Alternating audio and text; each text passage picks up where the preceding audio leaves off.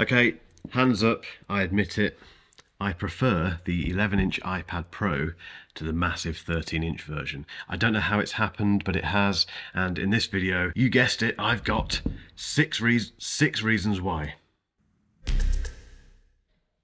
To put some context around this video, I was always a 13-inch guy, a 13-inch iPad Pro guy, because I thought it was just the one to go for. In fact, it wasn't even the 13-inch, it was the 12.9-inch. If you've ever seen a 13-inch or 12.9-inch iPad Pro in person, you are immediately drawn to it. You immediately just think, look at that massive display, I need one, regardless of the fact that you probably don't need it. And because of that blindness that I had around this massive iPad Pro, I kept overlooking the small one, the 11-inch version. In fact, I even thought that the 11-inch iPad Pro was completely pointless because the iPad Air existed. That was such a stupid take. I apologize to anyone who I offended who likes the 11-inch iPad Pro. I now know the error of my ways, and I'm 3 months into using this, and I absolutely love it. And in this video, I've got 6 reasons why I think you should consider this. Yes, admittedly, not all of them are related specifically to the 11-inch iPad Pro, but they've all come from my experience of using this every single day. So it's a kind of real world review type,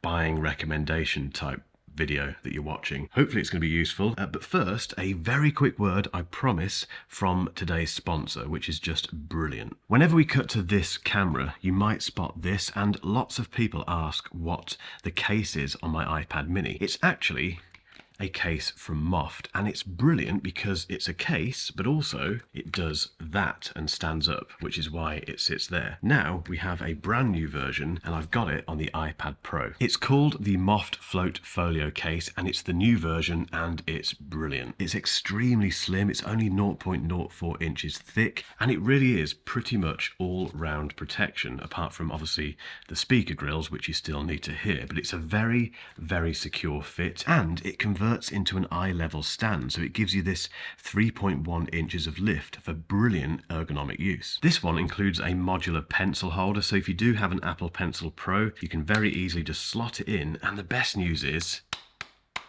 you can't knock it off. And yes, you can take that out, so if you don't have an Apple Pencil Pro, it doesn't matter. The case has 3 usage modes. The first one is floating mode, which is what I do with this one here, which is where you very quickly, and the way that you do this is genius. Done. So you can put this by your laptop, you can keep an eye on things, you can reference stuff, you can watch things. It's just a lovely way of elevating your iPad. Then we have the focus mode, which is this one here. Again, very quick to put it into that mode. This is great for keeping an eye on course content. It gives you basically a 75-degree angle. Then we have drawing mode, which sits on the desk like this and is great for drawing and taking notes. If you use your iPad for creative stuff like that, you will love that particular mode. And it transforms your iPad while you're on the go. And the fact that it uses that eco-friendly, durable design with that Movus material, well, it means you're doing your bit for the planet as well. To find out more about this brilliant Moft case, just click that link in the description. The first thing on my list of things that I love about the iPad Pro, the 11-inch version, is the fact that it's just so portable. It's ridiculously portable, bearing in mind how amazing it is and how powerful it is. What isn't amazing is how non-portable this is. Yes, you can put it in a backpack, and I will get loads of comments now from people saying, oh, you need to go to the gym more, you know, it's not heavy, yada yada yada. It's annoyingly heavy. So when we pair it with the Magic Keyboard, just the weight of it now, I've got so used to this. It's unbelievably heavy, and that can really weigh down your bag, and it gets to the point where you just think, I might as well take a laptop with me. That was unfortunate. And I might as well take a MacBook Pro or a MacBook Air with me, because this just feels like a laptop, like a heavy laptop, and that gets annoying. This, whether or not you have it in a case like the Moft case or the Logitech Combo, which is what I've been using for the last 3 months for writing and stuff, it's just amazing. And it fits on plain tray tables, it fits on train tray tables, it fits on pretty much every coffee shop table I've worked in, and I work in a lot of coffee shops. Portability, if you're thinking about buying an iPad which is just incredibly powerful and is easy to carry around, get this. Number 2 on my list is writing capabilities. Now, I'm a writer as well as a YouTuber, so I write loads of stuff. If you weren't aware, if you go to markellisreviews.com, we have loads of written content on there from myself and others. So it's a big part of this business, which means I need a writing tool that can help me get things done very quickly and in a way that doesn't distract me. So if I write on my MacBook, for instance, there's so many distractions because it's a proper operating system, and there's lots of multitasking going on and things happening.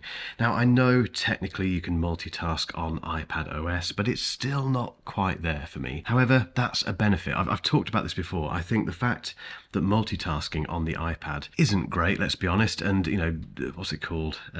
Stage Manager, that's it. That's how much I use it. That doesn't fix things at all. So basically you end up with proper full screen apps, and that's brilliant for writing. If you really want to get into your writing focus mode and really get things done, there's nothing better than this. And with the iPad Pro, when you pair it with a really good keyboard, there's loads on the market. This video isn't sponsored by Logitech, but I've been using the Logitech Combo Touch, the new one, for the last couple of months now, I think, and it's just brilliant. It's affordable, it's got a lovely keyboard, it's got loads of angles of adjustment here. I will put a link obviously in the description so you can check it out. Just the combination of the keyboard, the display, the fact that iPad OS is at its best, let's be honest. Very quickly, we have a tractor shop. I'm not joking, a tractor shop just down the road, and normally we cut out those tractors driving past. We're keeping that one in because I'm not losing my place with this, even though I kind of have, but there you go. What was I saying? Basically, a fantastic keyboard, that one single app usage, which is where iPadOS shines really. If you've got a bit more, disposable income and you want something a bit more powerful, just get this. Number 3 on my list is something I never thought I'd say, which is that I take photos on my iPad Pro. Don't go anywhere. Please don't scroll past this. I'm not weird. I absolutely promise. The reason I do this is because I go to a lot of press conferences where you sit in a great big room and there's someone on stage talking about a new product and you're furiously taking notes. And what I used to do was furiously take notes on my MacBook normally, and then take a photo with my phone. If there's a big slide that I need to get some information from on the display, on the screen, on the stage, take a photo of that, airdrop it into the note, and it was just a bit of a faff. Now what I do is I type away on my 11-inch iPad Pro, and then I think, oh, I need to get a photo of that. So I take this off, I go into the photo option, it's normally quicker than this, take a photo, I say use photo, and there you go. Easy, really straightforward. And yes, I know, once again, this isn't particular to the iPad Pro, but again, I don't care. It's just another illustration of where the size of this device and the fact that it has a built-in camera makes a massive difference to my life.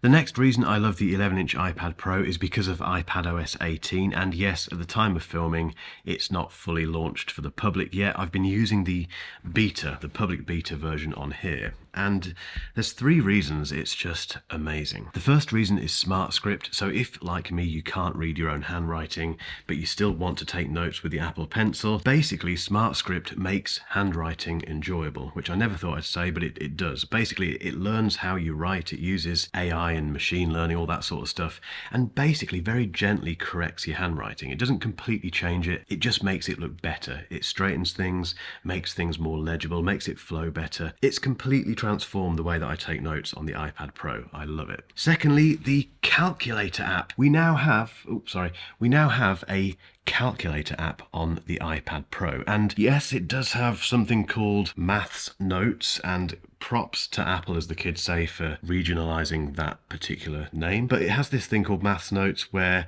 you can do, that didn't work. Oh, it did. There it is.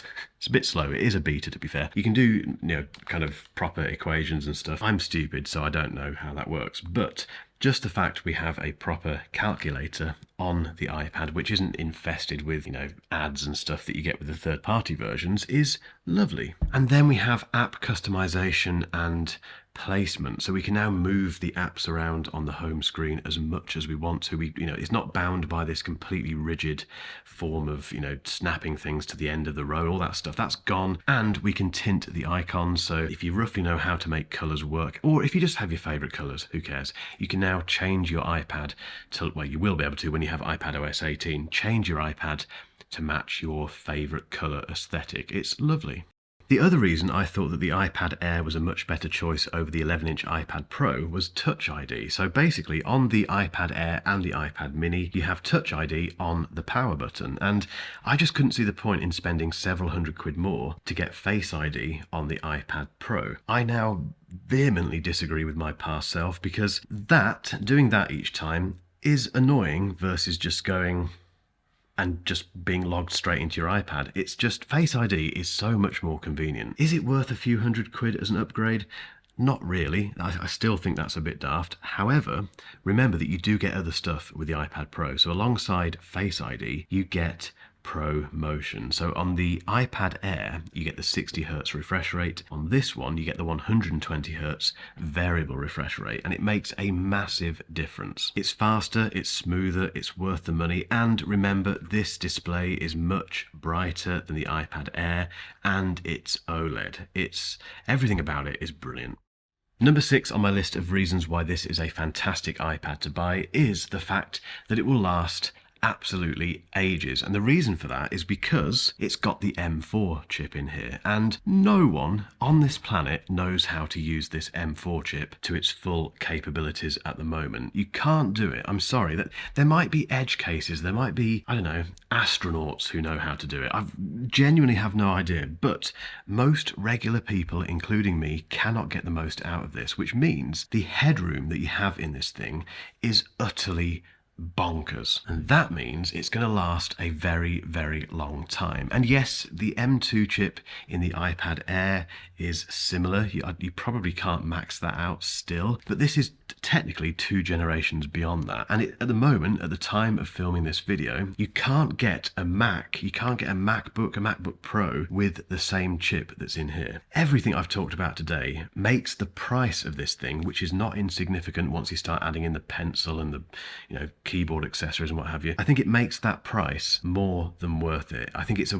valuable investment. Calling it an investment's a bit weird, but it is, because you get so much out of this. And I just think the size of this compared to this, it just says it all. But over to you. Are you a 13-inch or 11-inch iPad Pro kind of person? Let me know in the comments. And if you've still got time and you want to see a tablet which is a really, really interesting competitor to the iPad, hang around for a link to my review of the OnePlus Pad 2.